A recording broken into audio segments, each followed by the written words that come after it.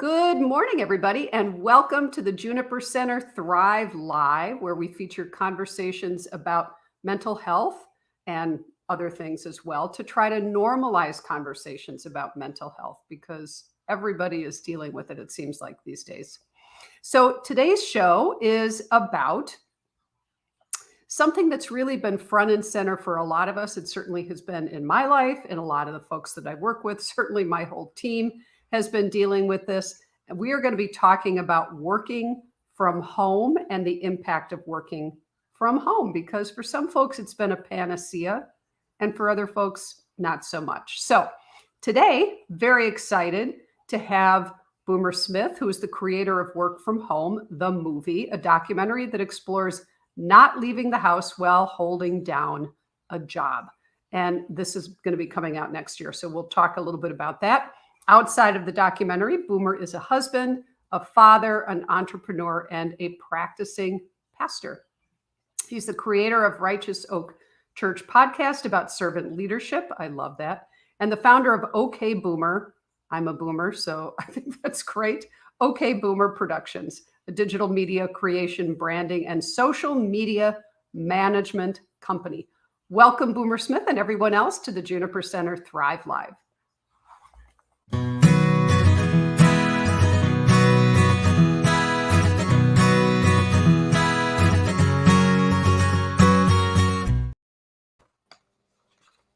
Hey, Boomer. Hey, I'm here. I had to go there. I'm sorry. I just had to go. Good. Good morning. How are you? I am awesome. How are you doing? Thanks for having me on. Well, thanks for being here. I really appreciate you taking the time. We're, I think, actually in the same time zone, which doesn't always happen. We're both Midwesterners. Hey. So you're out of Iowa today, and we're out of the Chicagoland area. So I always, how's the weather there? I'm weather obsessed, so I always start with that. I'd like to tell you that it's been spring, but it hasn't. So, I mean, I think that we're on the upslope. So 50 degrees today. I mean, I'm still wearing shorts, but it's okay. 50 degrees. So it could be better. Yeah. Both of my sons year round have the shorts. Absolutely year round. Nope. I think we're having some technical difficulties.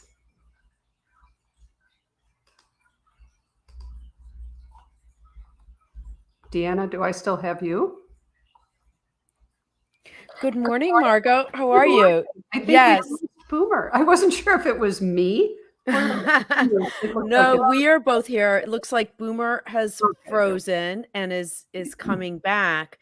So I guess while we're waiting for him, if we're talking work from home, Margot, how has it been for you? Like, I've got my office, but if you turn my camera around, it's my fitness studio. Oh, yeah. Which we'll talk more about that in a minute now that we've Boomer back. Great. Thank you. Hello, Boomer. Welcome back. Oh, I think we're having some. Oh, did I lose you guys? There we go. Yes, we were lost for a moment, but you know, it is the work from home thing, right? That is just part of it. So we have dogs barking, which is part of it. That's your dog. That one's not mine. I don't think. But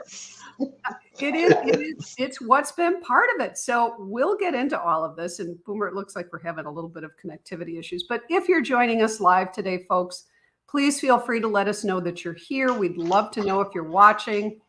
Just put a little comment, say hi in the excuse me, in the comment section. If you have a question, we will get back to that too. So Boomer, I don't know if you can hear me or not. That's a bummer. Anyway, we're having a bummer with Boomer this morning. So anyway, Boomer, can you hear me? There we go.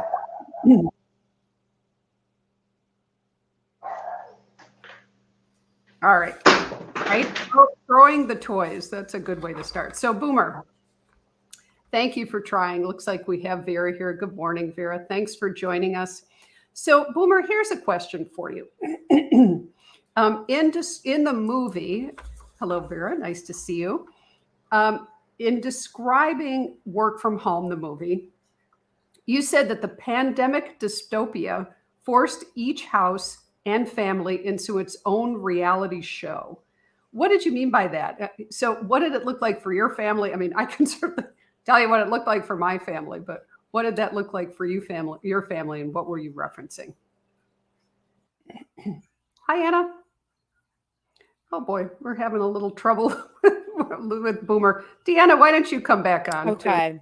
So let's and talk. Wait, okay, go ahead. Ask me. I can tell you what Yeah, it looked what was it like. like for you working from home? Anna, glad you're here with us today. This has never happened before. It's like No. the perfect demo of Mhm. this is what happens when you're working from home. It became Right. kind of a thing, especially as a therapist working with clients. We had to make sure that we talk to clients about if I disappeared, this is how we're going to reconnect. I mean, it became a whole thing. It became part of the ethics code. It was like a whole thing, not the ethics code, but Mhm. the ethics of doing the work. So tell me about your work from home experience. So actually, it's so funny that you say that with the show. It's only happened to me once, and luckily I had a panel that day. I was doing a live show. My internet went out, and Oh, what's funny geez. is I ended up being able. They just kept going, and what's really funny is I had a good friend of mine was on the panel that day. They actually didn't realize I. They just all kept talking. They didn't even realize I'd I didn't know left. you were gone. No, Wow. like great. Deanna, I hate to say, what does that say? I I'm a know bummer. But exactly. So yeah, so Deanna, just so people know, Deanna is from Intercultural Talk. She is our marketing guru, our chief marketing officer at the Juniper Center. So and she helps produce these shows. So thanks for being here. So yeah, can you talk a little bit, since we're talking about work from home, can you talk a little bit about your experience of working from home? yeah, I'm gonna go and bring Boomer back in, but I'm gonna answer your question first. So for us, and this probably happened to a lot of families, this was huge. Our son had left for his freshman year in college in Iowa, by the way. And then so he came back home. He was one of the many students who at spring break in March of 2020 came home for spring break and never left again. Oh, So we had this whole empty nester thing. We had gotten through binging Dexter for like a whole week when he first left to really kind of enjoying it. And then all of a sudden he was back, which if he's watching, I love my son. But that was a big adjustment to have been an empty nester, have our son back. My husband and I are both entrepreneurs. So we each had our office and then our son needed space to do his work. So we reimagined the space that we had for sure. and Boomer, I want to loop you back into this, but Yeah. Deanna, you're welcome to stay on too since you're here. But what was the impact then on your family? Like 0 to 10, what kind of rating would you give it in terms of the experience for your family? And did it change over time? So I think that now I can look and go, wow, this is what's best for us, which is part of why we went on this journey with the whole work from home branding. But it was incredibly difficult right away. And for me, and this is what I love about what you're doing, it was the mental health thing. I mean, I've always had these kind of ups and downs with anxiety and depression, like a lot of people. And so I faced this thing now where all of a sudden I went to the doctor because I was having, like chest problems and shortness of breath and that heaviness feeling. And I was like, okay, cool. Am I having a heart attack? Like, is this it? Like, is what's going on with me? And it didn't click in my mind that changing that environment brought on, a certain angst. Um, so that was something that I had to learn and understand because I would go to work, which mean I would leave the house, and then I would come home and I would carry some stress of being home because as a dad and a husband, I want to provide and I want to do this and do that and be the man, when I get here. But when I didn't separate the two, when it was work and then home at the same time, I carried all of it all the time. So there was no separation between work stress and home stress. I decided to hang on to both of it all day. And that was the adjustment for me, was to understand how to set up boundaries with space and getting away, getting outside, which can be tough in Iowa because it's not always nice outside.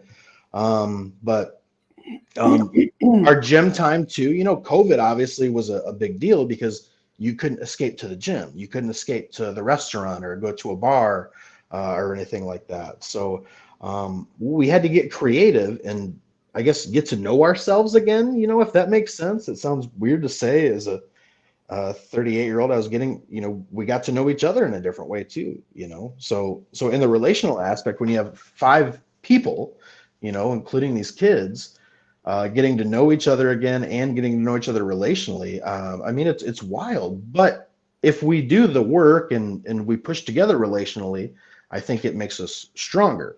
But I have also seen a lot of people where like it was too much. You know, a lot of divorce, family issues, substance abuse, because you know, facing a new mental health challenge. I mean, like, you know, as professionals, if you don't deal with it, it's going to have an effect on your life and your relationships. Well, for sure. And nobody was prepared for it, right? None of us had to do this before in our lifetimes. And thank goodness we could. You know, we could work from home, which was the good news. And Vera, thank you for that. Yeah, Vera was agreeing with you. Vera said, yes, me too. So when you were interviewing folks, right? Because I found such a wide variety of impacts. There were folks for whom their stress levels went down. And there's data that supports that. For some people, their stress levels went down because things slowed down. They didn't have to get in traffic. They didn't have to, you know, battle to get to a major metropolitan area and park and, you know, deal with other people. And especially folks who tend to be a bit more introverted. It seemed to kind of fall. Folks who were introverted did much better. Folks who were extroverted had a harder time, kind of as we would expect. Many of us are ambiverts. And so we had both experiences. Some days were okay, some days not. And for a lot of folks, it was one way in the beginning, and then it evolved over time. In our house, it was fabulous in the beginning, but boy, by the end, my kids needed to get back to school. They're teenagers, they're athletes, they're friends, they're sports. Like, they were just like, they're done. They're done being around us. They're done being around each other. They needed to get back. So when you were interviewing people for the documentary, what sorts of responses did you hear? I mean, you're right on, especially with the whole idea that some immediately were at peace and then some immediately were not. I love that, and because that's a split in my house between me and my wife. She struggled because she missed the relational thing. She missed the aspect of going to the gym, going to church. And I was like, we don't have to talk to anybody or see anybody or go anywhere. I was like, this is fun. This is what we've been waiting for. Finally. Right. Why didn't this happen sooner? Yeah, without all the illness and, you know. Yeah. So then there was that challenge between, you know, wanting to support my wife, you know, meanwhile I'm like loving this. And I think that's probably, I mean, it's not perfect, but that's almost common in all marriages that I've seen or experienced or, you know, talked or had conversations with, where husband and wife both they're living in two different places now all of a sudden, where one is really thriving and one is like, I can't do this. Like, this is hell on earth for me. And I mean, maybe that's just how we're wired to marry somebody, you know, opposite of how we energize ourselves, you know, between alone time or social time. But I think that what you said is good too, is that many that have pushed through, you know, made the decision that, hey, these relationships are ours and we're going to work through it, it's changed for them, you know, as it's gone on. It's gotten better. They've seen fruit in it. And now with a lot of, you know, the world getting somewhat back to normal, but the new normal or whatever people call it, there's options where there's a lot of hybrid stuff. So they're not living the same life that they were, but they've adjusted to where they have work at home time and have work time. And that's helped them mentally to where, like, they look forward to going to work. And for me, at least, probably a lot of us, you know, they didn't have that. I just need to get to work. I just can't wait to be there. And so for a lot of people, you know, that's where they were. They couldn't wait to get back. And I think some people too, they didn't realize that at the beginning that they would hate being at home.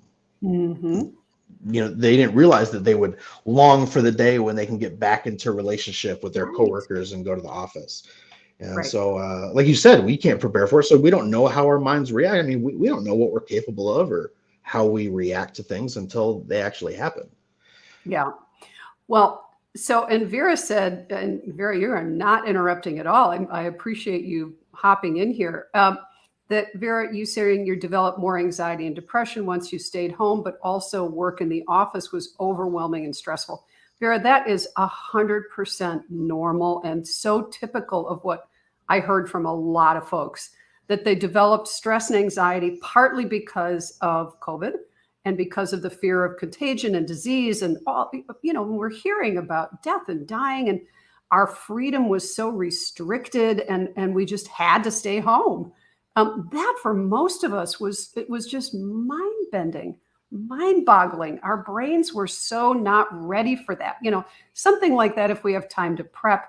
So anxiety and depression skyrocketed. I mean, I will tell you that our practice, and it's very hard around here, at least, to find a mental health provider right now. Keep trying if you need one, please.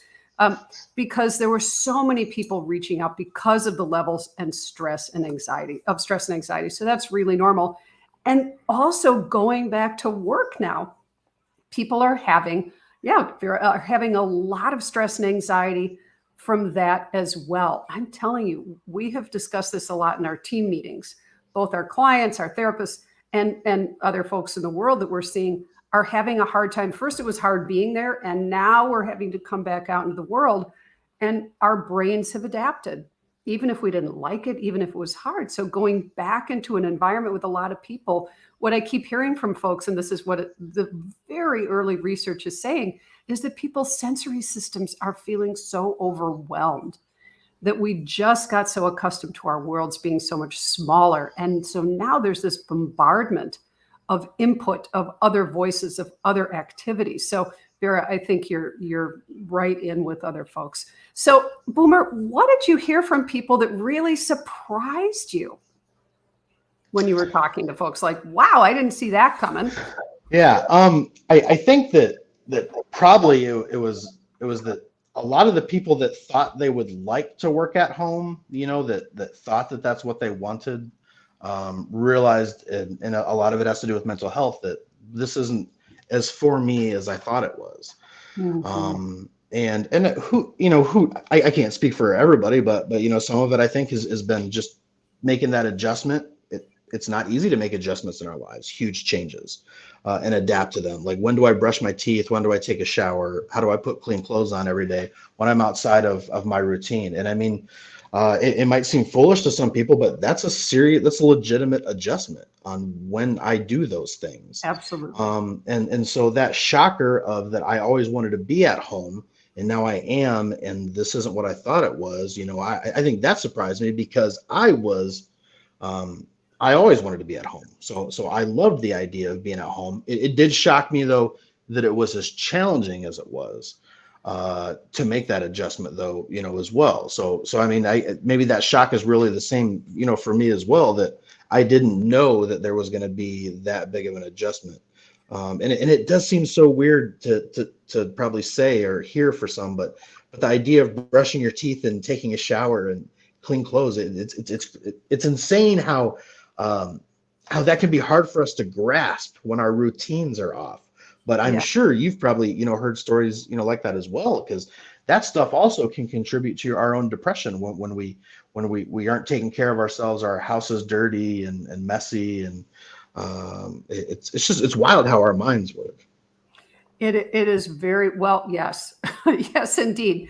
Right. So maybe that's part of what was so surprising for most of us. We thought we would have predicted how we were going to respond to this. And guess what? It wasn't what we thought. Home wasn't what we thought. I heard this from several couples that I was working with, and from other folks on our team who work with couples, where if there was a parent that was home more and one that wasn't home as much, the one that was home more now, who hadn't been home before, was saying, wow, this is a lot harder than I thought. And the one who'd been home was saying, tell me about it. Right. So they were learning some things about the other one's world that was interesting. And then Vera, also, you're talking about the impact of losing a job, right? I mean, so all of the things that, of course you developed anxiety and depression with losing a job. I mean, how horrible is that? So families just not having any preparation for what this was going to be like. So that was perhaps the thing that was surprising to you, and I think that's a lot of what I've heard too, is, wow, I thought I was going to like this a whole lot better than I did, or I don't like, I like this more than I thought I would, or, whatever it was it was just really surprising. And I'm so curious to see, as we're coming out of it, as we continue to come out of it, all of the data we're going to get about how this impacted people on the level of mental health. So did people talk to you a lot about their mental health challenges? Like, because this Yeah, data we're collecting now is yeah. what. No, I was actually surprised that a lot of people led with that, and I Okay. think that when when someone felt kind of like called, I guess, almost to like what we're doing or what we're talking about, or Mhm. what we're trying to create, it did seem like their interest was because it had had such a mental health like effect on them, and on their family and on their relationships. Mhm. So they had an emotional connection to working at home. So they were excited about the opportunity to share their story and get their story out there. And from my perspective, at least, the people that are most excited about sharing their story, or wanting to get their story out there, are the ones that did push into the challenge. And I know it's different for all of us, but this was an opportunity for us to learn about ourselves and hopefully grow. And like you said, we're not necessarily out of it, we're coming out of it, or whatever that looks like. But I think we all have opportunities, to grow too, and to find relationships as well, people that we can talk to, and people that can help us, kind of navigate, these waters, I guess, was our biggest drive, because all of our stories are different, but we can learn from each other through our own, isolation experiences, our own work from home experiences. Like, how did you manage this?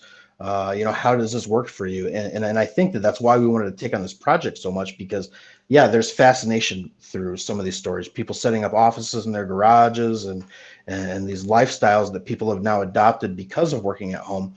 But there's also a community, I think, that needs to exist, that supports people that are working from home, that helps people with their mental health, that helps people set up boundaries inside, their tiny little houses, how to get alone time, how to be intentional still with together time. And because we can also be in the same houses with each other too, and not be relational also.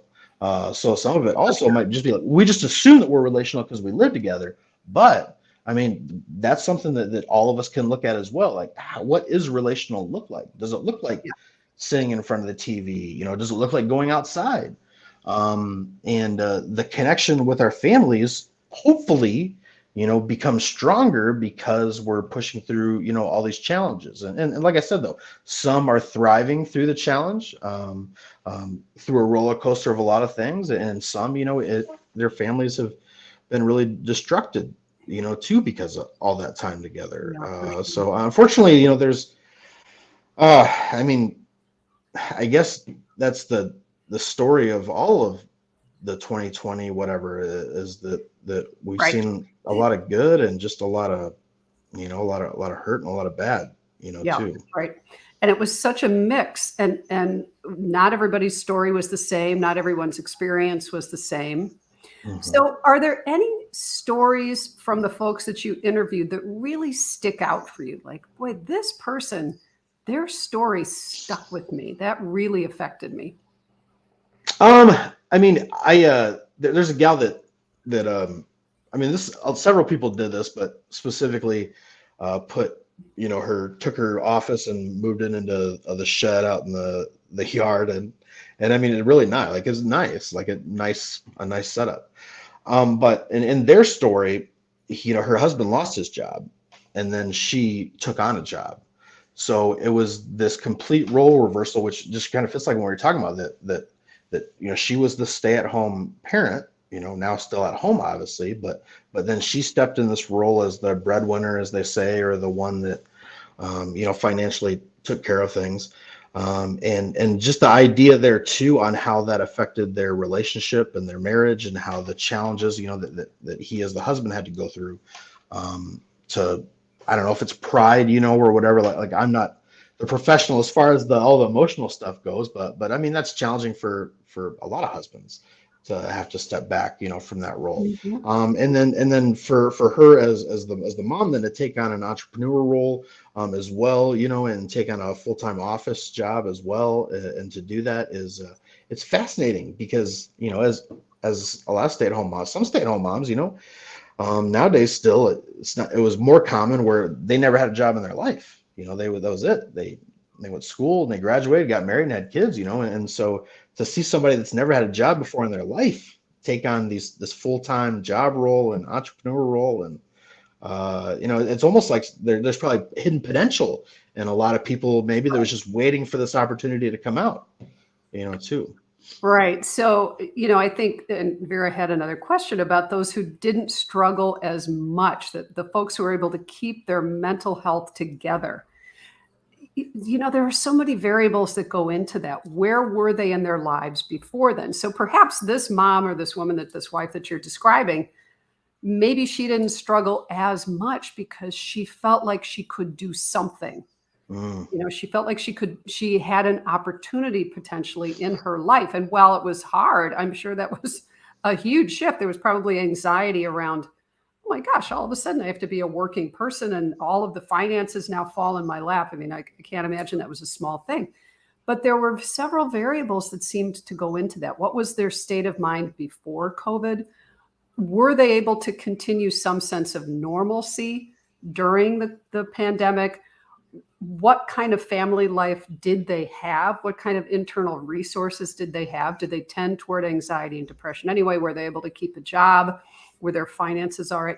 So I think there were a lot of things that went into it.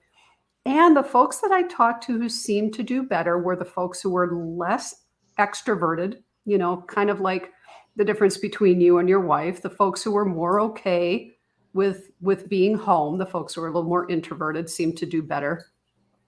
And the people who already had strategies to manage anxiety and depression. So those folks, and again, if their whole life didn't implode on top of them with, illness or losing a job or something like that, those were the folks who seemed to do better. Did you notice anything in your research about the folks who seemed to do better versus the folks who seemed to struggle? Yeah. And you're 100% right on, especially with the folks that have, had strategies or have strategies to work on their own mental health or deal with mental health issues, or folks that had in the past, say they had a stretch of anxiety or depression, or they had a history where they had gone through something or some trauma, where they had sought counseling and they had dealt with it and healed, however, whatever that looks like for all of us. But so they at least had that experience. They had a previous experience. Now, the ones where the struggle tends to happen is probably didn't have that experience, or they hadn't dealt with their own mental health, or they thought that they were like really, really okay. And those are the ones that surprised me the most. The ones that were like, hey, we thought that we were like totally, or they were the most surprised. They thought they were totally okay. They thought our marriage was great. And I can't make a lot of these assumptions because I'm not in the medical field, but if they had these underlying issues within marriages and relationships that were easily glossed over, now they were not easy to gloss over anymore. They weren't able to hide from things. And maybe that's something for all of us. We go to our jobs and stuff or whatever it is to escape.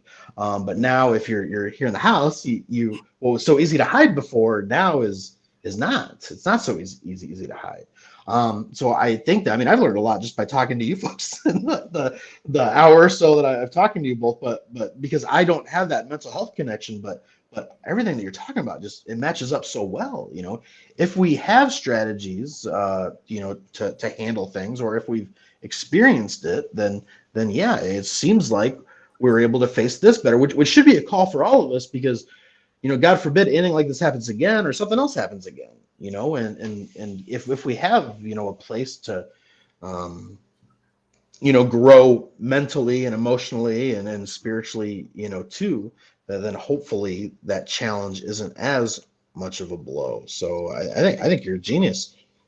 Oh, thanks. Back at you. I think doing this project was genius. So, that's great, Boomer. Yeah, I'm so glad we're having this conversation, because folks are still dealing with this. There are plenty of people who are still who are trying to now get back to their old way of being. So I really do appreciate you taking the time to do this. And the takeaway is you need to take care of your mental health. We need those strategies because you never know when you're going to need them. So Boomer, if someone wants to get in touch with you, learn more about you through OK Boomer or about your soon to be out documentary, I guess it's in 2023, not quite so soon. How would they do that? It looks like they can get you at okboomerpro.com. Anything else? Yeah, that's our website. My email is boomer@boomersmith.com. So yeah, the documentary comes out next year, prayerfully, but we do have another movie coming out this summer, which has nothing to do with the work from home thing. But I would like to point out that there's two.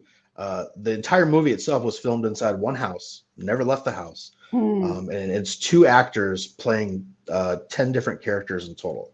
Oh, wow. And this is nothing like a documentary. It went from like a little like an online series that we decided to turn into a movie. So look for that as well. Absolutely. But also, individuals that have work from home stories, as well. We would love to hear them.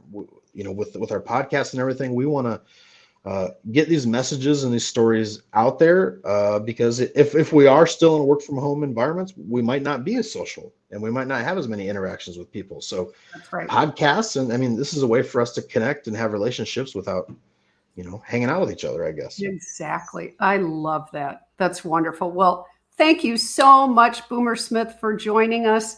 Vera and others who have joined us today, thank you. Vera, thank you for taking the time to leave some comments and to participate in the discussion.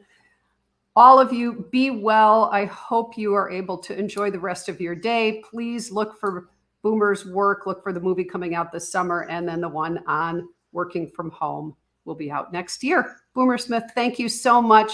Everyone, thanks for joining us. Thank you. Our producer, much appreciated. Have a great weekend, everyone. Be well.